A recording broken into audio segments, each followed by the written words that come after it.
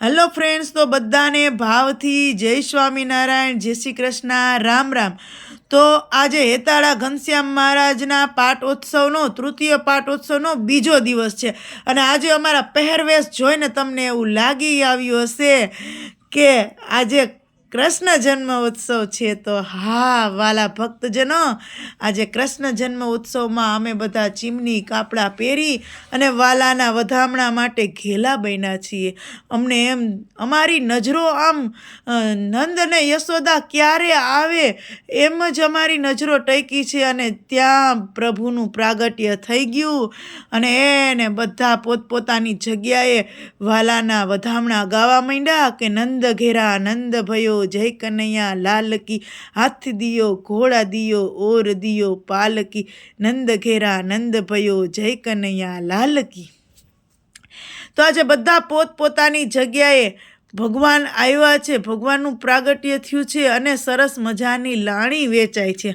તમે ને મેં ચોકલેટું શું નથી ખાધી? ખાધી જ છે, પણ જ્યારે પ્રભુની પ્રસાદી માટે જો આ ચોકલેટું આપણા પ્રસાદી રૂપી આપને ઉડાડવામાં આવતી હોય ને, ત્યારે બધા બહેનોને એટલો આનો માયતમ હોય ને, એ તો તમે બધા બહેનોને પૂછો ને તો જ ખબર પડે કે બધા વાંકા વરીને ચોકલેટું મિશ્રીને બધું પ્રસાદ લે, એને માખણ ને તમે જો મટકીઓ ને બધું છે તારે, તો એ બધા વાંકા વરીને પ્રસાદ લે. કારણ કે આ કૃષ્ણ જન્મ ઉત્સવની પ્રસાદી લાણીનું મહત્વ જેટલું હોય છે. જ્યારે જ્યારે કૃષ્ણ જન્મ ઉત્સવ થાય ને ત્યારે દરેક બહેનો ભાન ભૂલી જાય છે, કારણ કે આ પ્રભુનું લીલા ચરિત્ર છે અને પ્રભુના લીલા ચરિત્રમાં જે લીલા ચરિત્ર આવે ને ત્યારે એમાં હરેક વ્યક્તિ ઓતપ્રોત થઈ જાય છે. આ તમે ને હું બધા જાણીએ છીએ કે શ્રીમદ ભાગવત સપ્તાહનું જ્યારે રસ પારાયણ થતી હોય ત્યારે હરેક અવતારની લીલા આવતી હોય ત્યારે હરેક અવતાર જાણે સાક્ષાત પ્રગટ થયા હોય ને એવું દર્શન થાય છે. તો આજે બહુ ખુશ છીએ અને અમે તો લાણી પણ બહુ ખાધી અને બહુ મજા આવી. આ અમારા મંડળના બહેનો છે, જો ચીમનીને કાપડાને પહેરાની આ બધાય અમારા મંડળના બહેનો છે અને બધા બહુ હરખાણા બહુ આનંદમાં આવી ગયા છે કે આજે તો કૃષ્ણ જન્મ ઉત્સવ છે. આપણે આવા કપડાં કે દિવસે પહેરીએ? આખા વર્ષમાં આપણે એક જ વખત પહેરવામાં મળે, જ્યારે કૃષ્ણ જન્મ ઉત્સવ હોય ત્યારે. તો આજે અમે બધાએ નક્કી જ કર્યું હતું કે આપણે ચીમનીને કાપડા પહેરીને આવવું છે અને ભગવાનને રાજી કરવા છે અને આપણે નંદભયામાં પૂરેપૂરો રાસ ઉત્સવ કરવો છે, રાસ લેવા છે. આજે તો બધા સભામાં બહેનો છે એ ભાન ભૂલ્યા છે, એટલા આનંદમાં કે એવો આનંદ છે ને તમને એના ચહેરા ઉપર જોવા જ ના મળે. તો અમે બહુ ભાગ્યશાળી છીએ કે અમને આવા પ્રસંગ દર વર્ષે કરવા માંડે છે. આ એક વર્ષની વાત નથી હો, આ દર વર્ષે જ્યારથી મંદિર બન્યું છે ને અને જ્યારથી તકતો હતો ત્યારે પણ પાટોત્સવ થતો હતો, અત્યારે મૂર્તિ પધરાવી છે હેતાળા ઘનશ્યામ મહારાજની ત્યારે પણ પાટોત્સવ થાય છે. દરેક પાટોત્સવમાં અમને એટલો જ આનંદ આવે છે ને એટલો જ લાભ મળ્યો છે. અને જો આ યજમાન પરિવાર છે એ બધા કેક લઈ આવ્યા અને કેક ભગવાનનો જન્મદિવસ હોય, આપણે આપણા દીકરા દીકરીનો જન્મદિવસ હોય તો કેવા કેક કાપીએ. તો અમારા મંડળના ભારતીબેનને એ છે બધા, ગીતાબેનને એ બધાએ કેક લીધી છે અને એ બધાને કેક ખવડાવે છે અને દર વર્ષે એ કેક. અને અમારા મેઘાબેનને એ છે એ તો જાતે કેક ઘરે બનાવે છે ભગવાનનો જન્મદિવસ હોય ત્યારે, અને ફ્રૂટની બનાવે છે, અલગ અલગ એની કેક હોય છે ને બહુ સરસ હોય છે. તો આ પ્રભુ પ્રત્યે એનો ભાવ છે, બાકી બનાવવું છે ને બહુ અઘરું છે, આપણે કહી દઈએ પણ જ્યારે એ કામ કરવા વળગીએ ને ત્યારે ખબર પડે. તો આજે તો નંદ ઘેરા નંદ ભયો જય કનૈયા લાલ કીની રમઝટ છે અને અમે તો રાહ જોઈએ છીએ કે ક્યારે અમે રાસ લેવા માટે આમ ફટાફટથી થનગની રહ્યા છીએ. અમે તો જો જગ્યાએ નાચવા માંડ્યા છીએ, ગાવા માંડ્યા છીએ અને એને ઘેલા થઈ ગયા છીએ.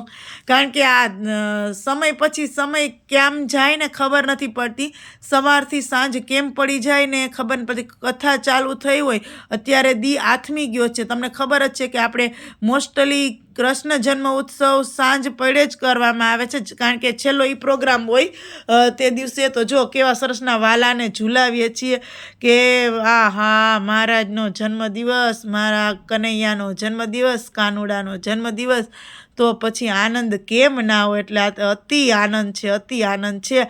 અને પછી જો અમે બાકી અમારું આખું મંડળ, જો આ અમારું મંડળ છે, આટલા તો અમે કાયમીને માટે સાથે જ હોઈએ. જો નાટકમાં સાથે હોઈએ, સેવામાં સાથે હોઈએ, ને સભા હોય, પારાયણ હોય, તોય અમે આટલા બધાય સાથે જોઈએ. આમ કરતાં કથા પૂરી થઈ, આરતી અમે ગાય, આરતી પૂરી થઈ એટલે સીધું પ્રસાદીનું એક કાઉન્ટરથી બીજા કાઉન્ટર બધા ચાલુ થઈ ગયા છે. જો પ્રસાદી પણ મેં જેમ કીધું એમ કે કાલની જેમ આજે કાલ કરતાં 2 ગણી પબ્લિક છે, 2 ગણી સંખ્યા વધુ છે, પણ ક્યાંય ધક્કામુક્કી નથી અને શાંતિથી પ્રસાદ બધાને પીરસાય છે અને શાંતિથી એક પછી એક બધા પ્રસાદ લે છે અને કોઈ પ્રસાદનો બગાડ પણ નથી કરતું. એટલે ખૂબ આનંદ થાય છે. ને જો બધાનો સંપ કેટલો છે. અને જેમ અમે મહિલા મંદિરના બહેનો સેવા કરીએ છીએ, એમ જ અમારા મહિલા મંદિરની અંદર હરિભક્ત ભાઈઓ પણ એટલી જ સેવા કરે છે. તો એની ખુશી વિશેષ થાય છે કે જો કેટલી પબ્લિક છે. મેં તમને કીધું ને કે કાલ કરતાં આજે 2 ગણી પબ્લિક છે અને 2 કાઉન્ટર ચાલુ કરી દીધા છે. એટલે ટાઈમસર જમાઈ જાય અને દૂર દૂરથી બધા આવ્યા હોય તો એ ટાઈમસર ઘરે પણ પહોંચી જાય. તો આજે કૃષ્ણ જન્મ ઉત્સવનો આ બીજો દિવસ કેમ પૂરો થઈ ગયો ખબર જ ના રહી. અને આજે તો પ્રસાદીમાં શું છે કહું, સરસ મજાનું સેવ ટમેટાનું શાક, રોટલી, લાપસી અને કઢી, ખીચડી, સલાડ, બહુ બધું મસ્ત મસ્ત આજે પ્રસાદીમાં રાખ્યું છે. ને પ્રસાદી લેવાની જગ્યા એવડી મોટી છે ને કે કોઈને ક્યાંય સંકળાશ થાય એમ જ નથી. ગમે એટલા કદાચ માણસો આવશે ને તો પણ સંકળાશ થશે જ નહીં. એટલી સરસ વ્યવસ્થા અમારા સ્વયંસેવક ભાઈઓએ કરી છે અને બધા સાથ સહકાર આપે જ છે. તો આજે અમારો આ કથાનો બીજો દિવસ પણ પૂરો થઈ ગયો.